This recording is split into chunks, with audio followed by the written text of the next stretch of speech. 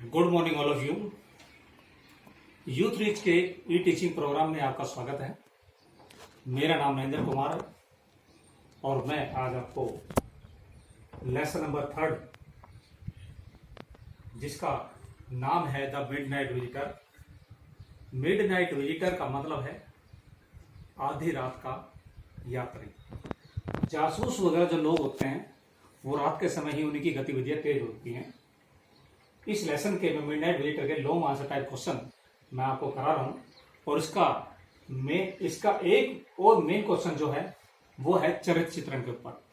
अक्सर एग्जाम में जो क्वेश्चन है वो कैरेक्टर के ऊपर जरूर आता है एक क्वेश्चन, तो लॉन्ग क्वेश्चन जरूर याद करें इसका। Give a character sketch of Ojebel. Ojebel का चरित्र चित्रण का वर्णन कीजिए। ओजेबल का चरित्र कैसा था, तो ये क्वेश्चन जो है आंसर देखिए इसका। Ojebel is a secret agent. Ojebel एक सीक्रेट एजेंट है, गुप्तचर है। SECRET secret. Ojebel is a secret agent. Ojebel एक गुप्तचर है। गुप्तचर पैसे के लिए जासूसी का काम करने वाला सीक्रेट एजेंट है। But he looks very ordinary. लेकिन अगर हम ओजेबल का अपीयरेंस देखें, बाहरी जो बनावट देखें, तो वह बिल्कुल साधारण सा आदमी दिखाई देता है। कोई उसको बाहरी रूप से देखकर कोई उसको सीक्रेट एजेंट नहीं कह सकता। He is very fat. वह बहुत मोटा है। He is staying in an ordinary French hotel. वह जासूसी के काम के लिए एक साधारण से फ्रांस के एक होटल में ठहरा हुआ है।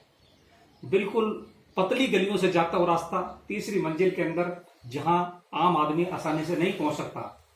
फ्रेंच होटल के एक ऐसी जगह पर साधारण से कमरे में होटल के अंदर ठहरा हुआ है।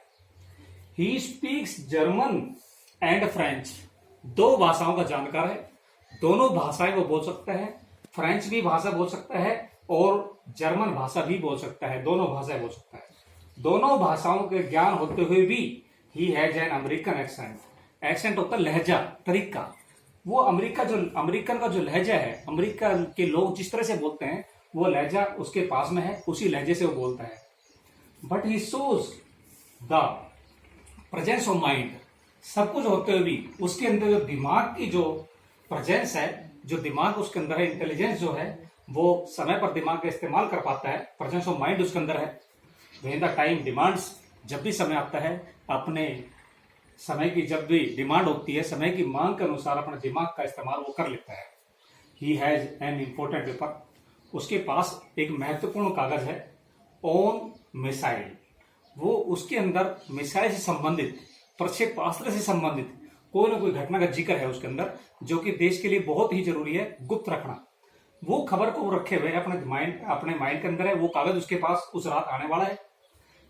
जैसे ही वो उसके इंतजार में होता है, उस कागज के इंतजार में होता है, उसी समय क्या होता है, मैक्स भी एक सीक्रेट एजेंट है।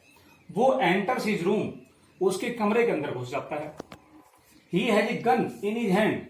मैक्स एक दुबला पतला एक जासूस था, उसके हाथ में एक बंदूक थी। ही वांट्स टू स्नैच का मतलब झपटना। वह चाहता है कि झपट ले दैट पेपर, उस कागज को, उस महत्वपूर्ण कागज को झपट ले फ्रॉम ओजेबल से उस खबर को ले लेना चाहता है वो। लेकिन ओजेबल इज नॉट नर्वस। लेकिन मैक्स को देखकर ओजेबल बिल्कुल भी परेशान नहीं होता। ही रिमेन्स कूल।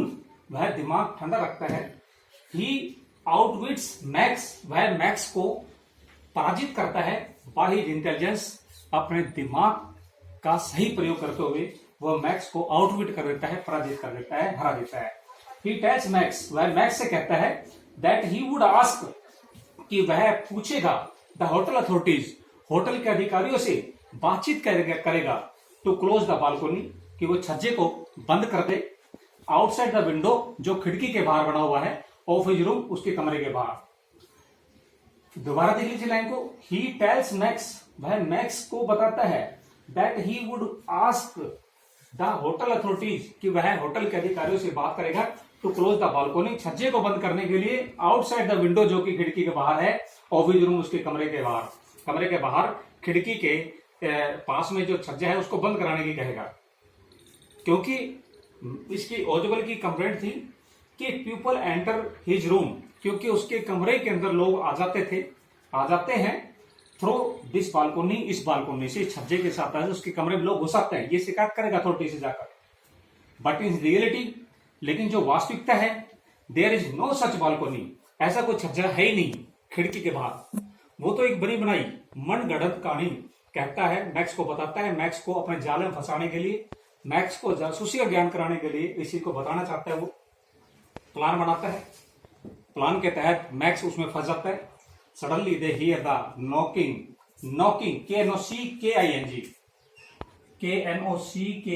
नॉकिंग। तो दरवाजे पर जो खटखटाहट है उसको सुनता है वो। Suddenly they hear the knocking at the door, अचानक दरवाजे पर खटखटाहट की आवाज आती है। ओजबल टेल्स मैक्स, ओजबल बड़ी बनाई कहानी को मैक्स को बताता है कि that it is the police, कि पुलिस आ गई है। मैक्स को यह बताता है कि पुलिस आ गई है, लेकिन एक्चुअल में वहां पर पुलिस नहीं थी। वहां पर हेनरी नाम का वेटर था जो उसके लिए खाने पीने का सामान लेकर आया था। तो ओजबल टेल्स मैक्स, ओजबल को सच्चाई ना बताकर, ओजबल उसको सच्चाई, मैक्स को सच्चाई ना बताकर ये कहानी बताता है कि ये पुलिस आ गई है। The paper needs extra protection, क्योंकि कागज जो इंपॉर्टेंट कागज था उसके लिए अतिरिक्त सुरक्षा की आवश्यकता थी, इसलिए पुलिस को खबर कर दी थी। ओजबल ने मैक्स को यह बताता है। मैक्स क्रॉसेस द विंडो, धीरे धीरे मैक्स पुलिस का नाम सुनते ही विंडो, खिड़की की ओर जाता है। He jumps out of the window, और खिड़की के बाहर कूद जाता है। एंड डाइड, और मर जाता है, क्योंकि छज्जा वज्जा वहां पे कुछ नहीं होता। दस इस प्रकार से वी सी, हम देखते हैं दैट ओजबल इज ए स्पाई, के ओजबल एक जासूस है, विद ए शार्प माइंड, जिसके पास बहुत तेज दिमाग था। तो ये था ओजबल का चरित्र चित्रण। एग्जाम में आएगा, अक्सर रिपीट होता है, आता रहता है, तो इसको प्लीज जरूर याद कर लें। आप इसका स्क्रीनशॉट ले सकते हैं, पूरा बोर्ड का स्क्रीनशॉट लेकर आप इसको लर्न कर सकते हैं।